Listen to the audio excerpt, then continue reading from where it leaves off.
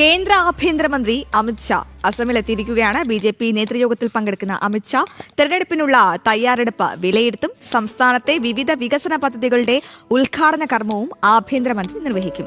ദിബ്രുഗഡിൽ 284 കോടി രൂപ ചിലവിൽ നിർമ്മിക്കുന്ന അസം നിയമസഭയുടെ പുതിയ കെട്ടിടത്തിന്റെ തറക്കല്ലിടൽ കർമ്മവും അമിത്ഷാ നിർവഹിക്കും. ജിഷ്ണുവിനോട് കൂടുതൽ വിവരങ്ങൾ ചോദിക്കാം. ജിഷ്ണു, അസമിലെത്തുമ്പോൾ ഒരുപാട് പ്രതീക്ഷകളാണുള്ളത്. ആഭ്യന്തരമന്ത്രി അമിത്ഷാ എത്തുമ്പോൾ എന്തൊക്കെ പ്രഖ്യാപനങ്ങൾ, എന്തൊക്കെ പ്രതീക്ഷകളാണ് അസമുകാർക്കുള്ളത്? ഈ നേതൃയോഗത്തിൽ എന്തൊക്കെ കാര്യങ്ങൾ കൂടി ചർച്ചയാകും ജിഷ്ണു?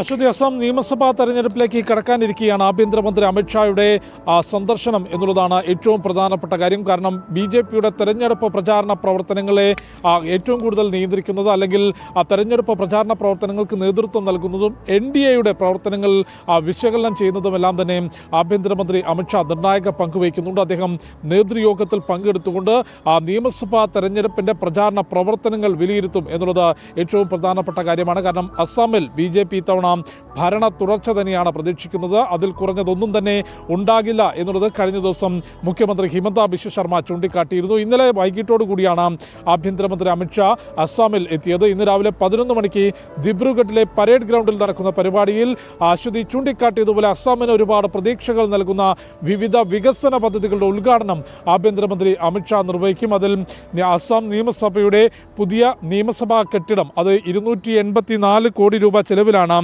പുതിയ കെട്ടിടം നിർമ്മിക്കുന്നത്. അതിൻ്റെ തറക്കല്ലിടൽ ചടങ്ങ് ആഭ്യന്തരമന്ത്രി അമിത്ഷാ നിർവഹിക്കും. കൂടാതെ ദിബ്രുഗഡിൽ തന്നെ ആധുനിക മൾട്ടി ഡിസിപ്ലിനറി സ്പോർട്സ് കോംപ്ലക്സിൻ്റെ ഉദ്ഘാടനം അമിത്ഷാ നിർവഹിക്കും. ദിൻജാനിൽ institute of wild life health and റിസർച്ചിൻ്റെ തറക്കല്ലിടൽ ചടങ്ങും അമിത്ഷാ നിർവഹിക്കുന്നുണ്ട്. ഇതെല്ലാം തന്നെ ദിബ്രുഗഡിലെ പരേഡ് ഗ്രൗണ്ടിൽ നടക്കുന്ന ചടങ്ങിലാണ് അദ്ദേഹം നിർവഹിക്കുന്നത്. ശേഷം ആ പരേഡ് ഗ്രൗണ്ടിലെ പൊതുസമ്മേളനത്തെ ആഭ്യന്തരമന്ത്രി അമിത്ഷാ അഭിസംബോധന ചെയ്ത് സംസാരിക്കും. തീർച്ചയായും അസമിന് ബി.ജെ.പി. ഗവൺമെൻറ് നൽകുന്ന അടുത്ത 5 വർഷം ഭരണം ലഭിച്ചാൽ ഉണ്ടാകുന്ന നേട്ടങ്ങൾ സംബന്ധിച്ച്, ജനങ്ങളോടുള്ള വാഗ്ദാനങ്ങൾ സംബന്ധിച്ച് ഇവയുടെ എല്ലാം തന്നെ പ്രഖ്യാപനം ആഭ്യന്തരമന്ത്രിയുടെ ഭാഗത്തുനിന്നുണ്ടാകും. വൈകിട്ട് ഗുവാഹത്തിയിൽ ബി.ജെ.പിയുടെ സംസ്ഥാന കാര്യാലയത്തിലാണ് നേതൃയോഗമുള്ളത്. ആ നേതൃയോഗത്തിൽ ആഭ്യന്തരമന്ത്രി അമിത്ഷായും കൂടാതെ സംസ്ഥാനത്തെ മുതിർന്ന നേതാക്കൾ, മുഖ്യമന്ത്രി ഹിമന്ത ബിശ്വ ശർമ്മ തുടങ്ങിയവർ പങ്കെടുക്കും. അതിൽ ഈ നിയമസഭാ തെരഞ്ഞെടുപ്പിൽ ബി.ജെ.പിയുടെ പ്രവർത്തനങ്ങൾ, തയ്യാറെടുപ്പുകൾ ഇവ വിലയിരുത്തും. 2021 നിയമസഭാ തെരഞ്ഞെടുപ്പിൽ 126 അംഗ അസം നിയമസഭയിൽ 75 സീറ്റുകളിലധികം നേടിയായിരുന്നു NDA ഭരണം വെട്ടിപ്പിടിച്ചത്. അതിൽ 60 സീറ്റുകൾ നേടി ഏറ്റവും വലിയ ഒറ്റകക്ഷിയായി ബി.ജെ.പി. മാറിയിരുന്നു. വടക്കുകിഴക്കൻ സംസ്ഥാനങ്ങളിൽ ബി.ജെ.പിയുടെ തേരോട്ടത്തിലൊരു നിർണായക തെരഞ്ഞെടുപ്പായിരുന്നു 2021 അസാമിലേത്. മുൻകാലങ്ങൾ പരിശോധിക്കുമ്പോൾ അസാമും ത്രിപുരയും മണിപ്പൂരും ഉൾപ്പെടെ ഒരു സംസ്ഥാനങ്ങളിലും ഭരണമില്ലാതിരുന്ന ബി.ജെ.പി. ഇന്ന് വടക്കുകിഴക്കൻ സംസ്ഥാനങ്ങളിൽ വ്യക്തമായ ഭൂരിപക്ഷത്തോടുകൂടി വ്യക്തമാണ്. ജിഷ്ണു, എന്തായാലും ഇങ്ങനെ അസമിൽ ഭരണം നിലനിർത്തും എന്ന്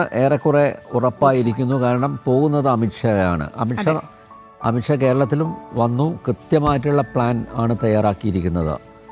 അപ്പോൾ അമിത്ഷാ ചാണക്യനാണ്. അദ്ദേഹം ചില തന്ത്രങ്ങളൊക്കെ ആവിഷ്കരിച്ചിട്ടുണ്ട്. അതുകൊണ്ട് കേരളത്തിലും വലിയൊരു വിജയം ആണ് ബി.ജെ.പി. പ്രതീക്ഷിക്കുന്നത്. അദ്ദേഹം കേരളത്തിൽ ഈ തന്ത്രങ്ങൾ ആവിഷ്കരിച്ച ശേഷം ഇപ്പോൾ ആസാമിലേക്ക് പോയിരിക്കുന്നു.